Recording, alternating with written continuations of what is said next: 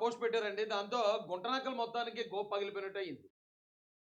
ఈ వీడియోలోకి వెళ్ళకముందు ఒక ఎగ్జాంపుల్ చెప్తాను మీకు. మనం రోడ్డు మీద బండేసుకుని వెళ్తున్నాం.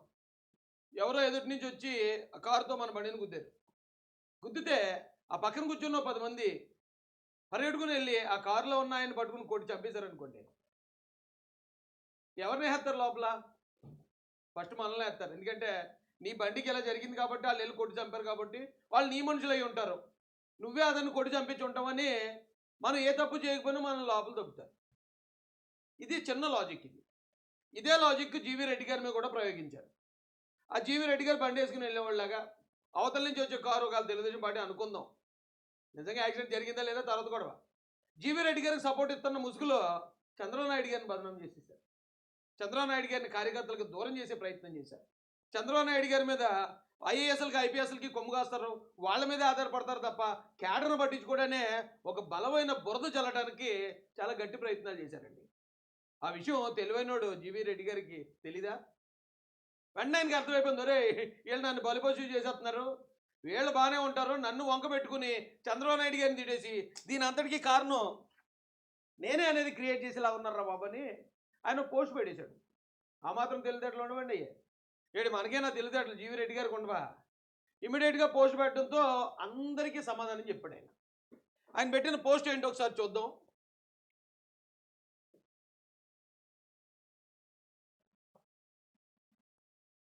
నేను ఆల్రెడీ చెప్పుకుంటూనే వస్తున్నాను, రే బాబు కంగారు పడకండిరా, చంద్రబాబు నాయుడు గారిని విమర్శించకండిరా బాబు, రే మీకే చెప్తున్నాను, ఎదుటి పార్టీకి వైసీపీకి అలుసు ఇవ్వకండిరా, నాయకుడిని టార్గెట్ చేసుకోవటం పార్టీకి మంచిది కాదు.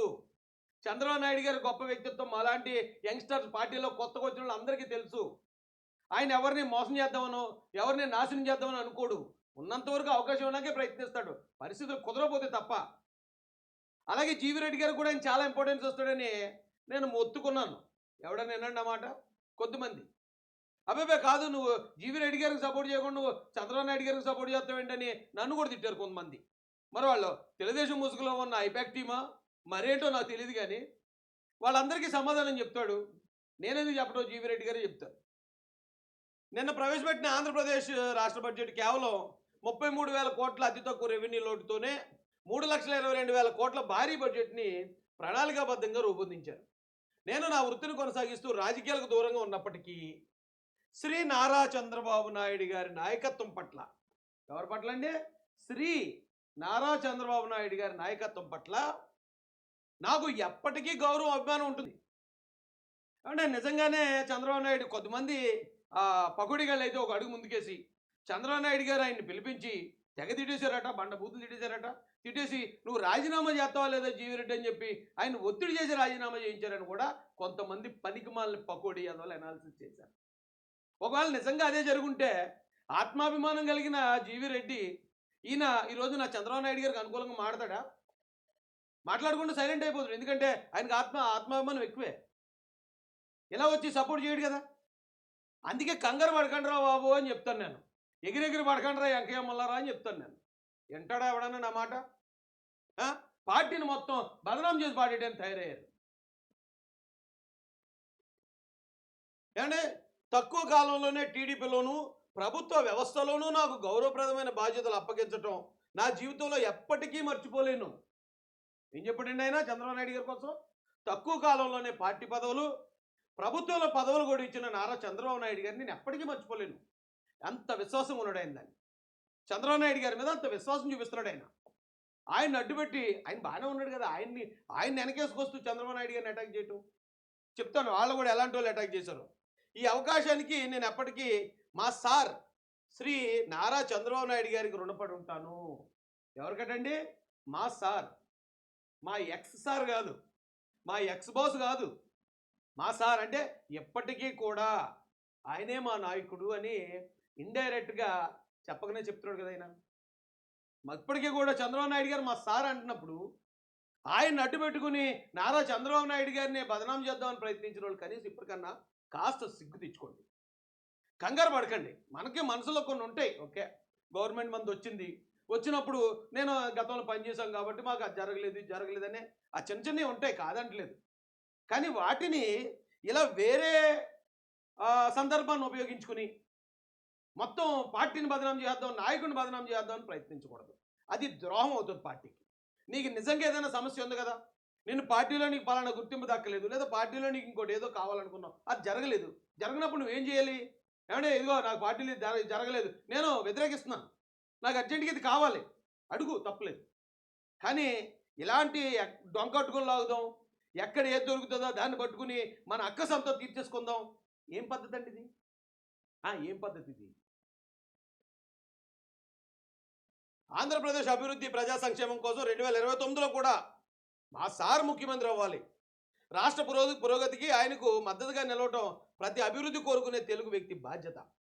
29లో కూడా నారా చంద్రబాబు నాయుడు గారే మా సార్ అని చెప్తున్నాడు ఆయన. అలాంటి వ్యక్తిని పట్టుకుని నాకు ఒక అంటే ఒక పరిస్థితుల్లో నాకు డౌట్ వచ్చిందండి.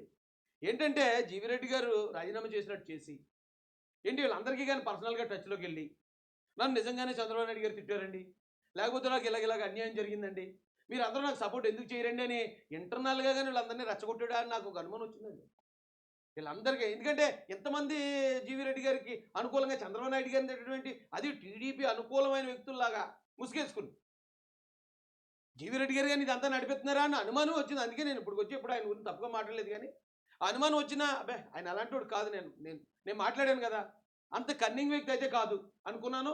నిజంగానే ఇప్పుడు ఈ పోస్ట్ తోటి ఆయన ఎంత జెన్యూన్ అనేది ప్రజలకు తెలియజేశారు. ఇప్పుడు దాకా మేము ఆయన గురించి అంత గౌరవంగా మాట్లాడడం కరెక్టే అనేది నిజంగా మా ఆంధ్రకు కూడా సాటిస్ఫాక్షన్ ఉందండి. లేకపోతే అప్పటి వరకు ఎవడెవడో వచ్చేస్తాడు, జీవి రెడ్డి గారిని లోపల వేసి తినేశాడంటే అంటాడు ఒకడు, లేదు లోపల కూర్చోబెట్టి రాజీనామా లేక రాయించేశాడు అంటాడు ఇంకొకడు. దారుణంగా ప్రచారం చేశారు. మరి ఎక్కడ పెట్టుకుంటారు మోకాలు ఇప్పుడు? నేను గత 2 రోజులుగా నేను మాట్లాడుతూ ఉంటే అబ్బాయి నువ్వు జీవి రెడ్డి గారు సపోర్ట్ చేయకుండా చంద్రబాబు నాయుడు గారు సపోర్ట్ చేయడం మేము వ్యతిరేకిస్తున్నాం అన్నారు. మరి మీరు ఎక్కడ పెట్టుకుంటారు? ఇక జీవి రెడ్డి గారు చెప్తున్నారు వచ్చి.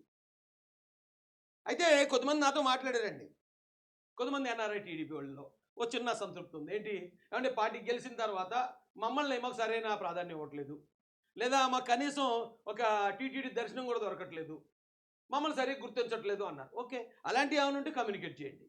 అది ఏ పార్టీలోనే జరిగేది. పైగా ఇప్పుడు ఏంటంటే ఈ 3 పార్టీలు కూటమి, మన పార్టీ ఓన్లీ మన పార్టీ ఒకటి అధికారంలో ఉంటే మనకు దక్కినవి ఏవైతే ఉన్నాయో అవి ఇప్పుడు దక్కాలంటే కష్టమే.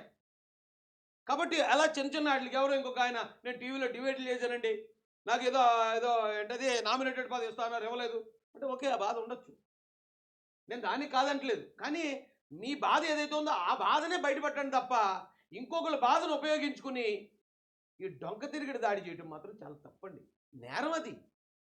ఓ పార్టీ అధినాయకుడిని బదనాం చేయాలనుకోవటం అంటే పార్టీని కూల్చాలని ప్రయత్నం చేశారు. ఇప్పుడు దాకా ఎవరైతే ఈ నడ్డు పెట్టుకుని జీవి రెడ్డి గారు నడ్డు పెట్టుకుని టీడీపీ తప్పు చేస్తుంది, కార్యకర్తల్ని అన్యాయం చేసేస్తుందని తప్పుడు ప్రచారం చేశారో మీరందరూ టీడీపీని కూల్చడానికి రాజ్యద్రోహం చేశారంటారు. నేను తప్పండి, అలా చేయకూడదు. అయితే ఎలా అంటే చాలామంది నీకేం పోయిందా, మేము ఎంత కష్టపడ్డాం, మేము పలానా పని చేసాం, కానీ మాకు దక్కాల్సింది దక్కలేదు, నువ్వు ఎంతన్నా సపోర్ట్ చేసుకుని నువ్వు భజన చేస్తున్నావు చంద్రబాబు నాయుడు గారు. కానీ నేను ఎందుకు భజన చేయాలి? నాకేమైనా పదవి వచ్చిందా? తెలుగుదేశం పార్టీలో నేను ఏమైనా ఎమ్మెల్యేనా, మంత్రినా, లేకపోతే నాకేమైనా కార్పొరేషన్ చైర్మన్ ఉందా? నేను ఎందుకు భజన చేయాలి? ఇంకా చెప్పాలంటే ఇలా మాట్లాడే వాళ్ళు అందరికన్నా ఎక్కువ త్యాగం చేసింది నేనే. నాకన్నా త్యాగం చేసిన నాకు తెలుగుదేశం పార్టీలో ఇంకొకరు లేరంటాను. నేనైతే కాన్ఫిడెంట్గా చెప్పగలను. అవి ఎలా చెప్తారో ఆ విషయాన్ని మీరు అడగొచ్చు. అది చెప్తాను. రెండోది, కొన్ని ఛానల్స్ని కూడా పరిచయం చేస్తాను మీకు. వాళ్ళు ఉన్నది తెలుగుదేశం పార్టీ అనుకూలమైన ముసుగులోనే ఉన్నారు. వాళ్ళు ఎప్పుడో ఏ ఛానల్ అన్నా ఎవరన్నా గవర్నమెంట్ని విమర్శించవచ్చు, తప్పలేదు. చంద్రబాబు నాయుడు గారిని విమర్శించుకోండి, లోకేష్ గారిని విమర్శించండి, మీరు ఏం చేసినా హక్కు ఉంది, మీకు రాజ్యాంగం హక్కు ఇచ్చింది. కానీ అది ఎలాగా తెలుగుదేశం పార్టీ ముసుగులో ఉండి కార్యకర్తల్ని మ్యానిపులేట్ చేసి కార్యకర్తల విషయం నింపేలా కాదు. నీకు టీడీపీ గవర్నమెంట్ నచ్చలేదా? ఏదైనా ఓ పారామీటర్లో నాకు టీడీపీ గవర్నమెంట్ నచ్చలేదు, నేను వ్యతిరేకిస్తున్నానని చెప్పు. అంతేగాని నేను తెలుగుదేశం పార్టీకి హెచ్చరిస్తున్నాను, తెలుగుదేశం పార్టీ బాగుండాలని కోరుకుంటున్నాను అనే ముసుగులో తెలుగుదేశం పార్టీని కార్యకర్తలకు దూరం చేస్తున్నారండి. అలాంటి ఒక ఛానల్ ప్రతిరోజు ఒక ఛానల్ పరిచయం చేస్తాను. వేళ కూడా ఒక ఛానల్ ఉండాలండి. ఆ ఛానల్ ఇప్పుడు పరిచయం చేస్తాను.